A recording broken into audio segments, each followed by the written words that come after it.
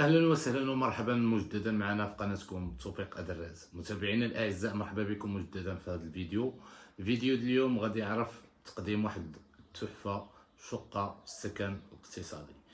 الا كنتوا اول مره كتشوفوا القناه ديالنا متابعينا الاعزاء، ما فيها عيب تشتركوا في القناه، تفعلوا زر الجرس، تخليو لنا شي تعليق نجاوبكم عليه، ثم اي تساؤل او اي استفسار مرحبا بكم في قناتكم. متابعينا الاعزاء، الفيديو اليوم غادي نشوفوا واحد الشقه في السكن الاقتصادي اللي تحولت من شقه سكن اقتصادي مشروع الضحى الى تحفه فنيه. كتواجد بالطابق الرابع، فيها 50 متر مربع، فيها 2 الغرف، صالون، حمام ومطبخ. خليكم معنا في الفيديو باش تشوفوا معنا الشقه ديال السكن الاقتصادي كيفاش كانت وكيفاش رجعت. الا اشتركتوا معنا في القناه وفعلتوا زر الجرس، ولو تكونوا ما مهتمينش بالبيع او الشراء، ربما غادي تستافدوا معنا من حيث الديكوراسيون، من حيث بعض الافكار اللي كتكون كتواجد في الشقق. على العموم غادي تستافدوا معنا في لي فيديو ديالنا. لهذا متابعينا الاعزاء، كنحثكم دائما على انكم تشتركوا في القناه وتبارطاجيو مع الاهل والاحباب والاصحاب، باش اللي عنده شي اهتمام بالمجال يستافد معنا ونستافدوا جميعا ان شاء الله. اذا اخواني متابعينا الاعزاء، ما تزابيوش، ما تمشيو فين. الفيديو غادي يدوز دابا وغادي تشوفوا معنا الشقه كيفاش دايره. اذا بسم الله على بركه الله، نبداو سيداتي سادتي. هذا المدخل ديال الشقه متابعينا الاعزاء كما كتشوفوا معنا. بسم الله غندخلوا. كاين هذا الكولواغ صغير فيه التلفازه بهذا الديزاين ديال القبس كما كتشوفوا معايا. ثم كاين الصالون متابعينا الاعزاء، مفرش بصالون مغربي، الزربيه ديالو ولي كولور متناسقين بالنسبه للصالون. حتى من الانستالاسيون ديال الكليماتيزور كاينه. اذا كما كتلاحظوا معايا متابعينا الاعزاء، كاين واحد يعني لمسه فنيه صراحه في هذه الشقه.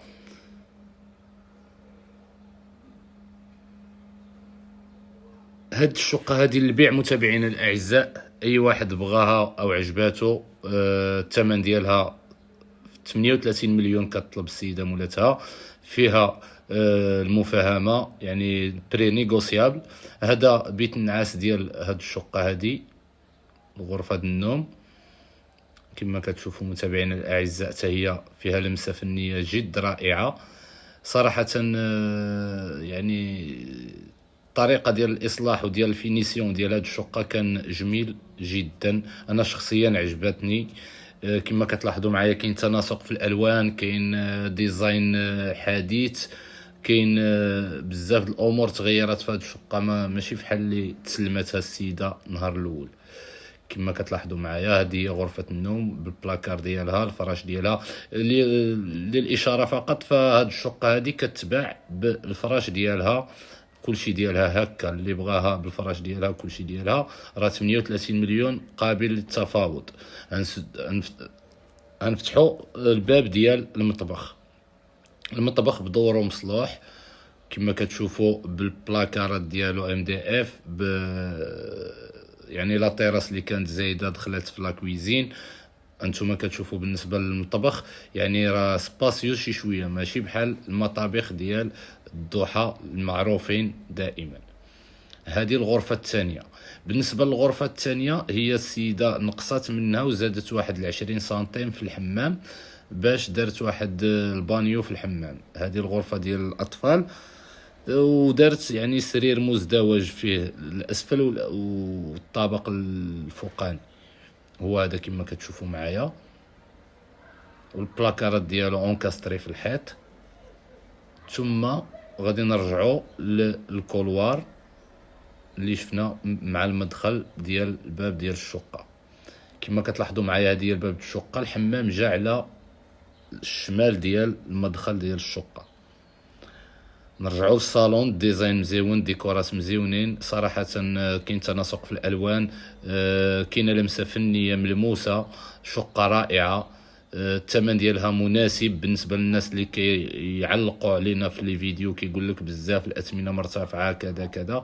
كل واحد كيشري على قد جيبو وعلى قد جهدو، ونتمنى من الله اننا نحاولوا نجيبوا للناس كاملين المنتوجات اللي بغاو والشقق اللي بغاو، يعني كل واحد على قد القياس ديالو. هذا الحمام ديال الشقه كما كتلاحظوا، ما كاينش شي حمام في مشروع الضحى ديال طنجه الباليه ولا في طنجه عامه فيه بانيو بحال هكا، الا هذا الحمام هذا الديزاين ديالو مزيون، حتى هو الالوان متناسقين. متابعينا الاعزاء، كما العاده الارقام ديالنا كتواجد اسفل الشاشه. اي استفسار اي تساؤل مرحبا بكم، تواصلوا معنا وحنا نزودكم بجميع المعلومات. هاد الشقه كتواجد بالطابق الرابع متابعينا الاعزاء. الثمن ديالها سبق لي وذكرته. اي تساؤل اي استفسار خليو لنا التعليق ديالكم. اذا كما لاحظتوا معنا متابعينا الاعزاء، شقه تحفه، شقه جميله. يعني السيده مولات الشقه خسرت عليها شويه الفلوس، دارت واحد الافكار كانت جد جميله وعطات واحد الرونق لذاك الشقه، ولو انها في السكن الاقتصادي.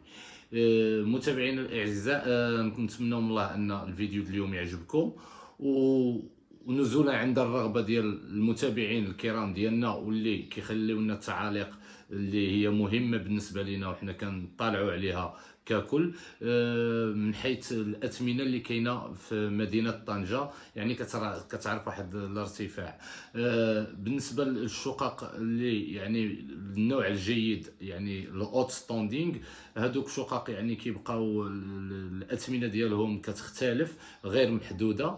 وكاين يعني بالموازاه الاوت ستاندينغ، كاين موين ستاندينغ، كاين ليكونومي، يعني كاين منتوجات اخرى اللي عندها اثمنه منخفضه.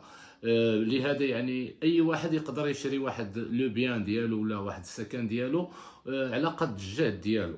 لهذا حنا اخواني او متابعينا الاعزاء ما كنجيبوش لكم يعني واحد المنتوج اللي هو اوتستاندينغ وكنحاولوا نفرضوا عليكم، لا، حنا يعني كنحاولوا نوصلوا لكم الفيديو، كنحاولوا نوصلوا لكم الصوره ديال الشقه او المنتوج كيف ما بغى يكون، وكنعطيوكم الثمن ديالو. يعني ماشي حنا اللي كنبيعوا داك المنتوج هذاك، حنا كنقربوكم وكنعطيوكم هي الفكره، وانتم كيبقى لكم القرار. لهذا نزولا عند بعض الطلبات ديال المتابعين الاعزاء ديالنا في القناه، نحاولوا نبقاو نجيبوا لكم واحد المنتوجات اللي كتكون في السكن الاقتصادي وكيكونوا الاثمنه ديالها في المتناول الجميع.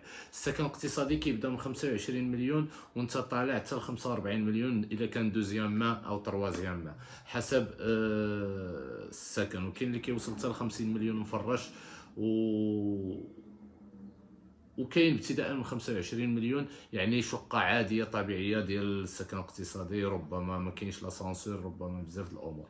لهذا متابعينا الاعزاء، الا كنتوا كتشوفوا القناه ديالنا اول مره، ما تنساوش الاشتراك وتفعيل زر الجرس، وخليو لنا شي تعليق ديالكم حنا نجاوبكم عليه. نتمنى من الله اننا كنا خفافين على قلوبكم، ومع السلامه في فيديو قادم ان شاء الله.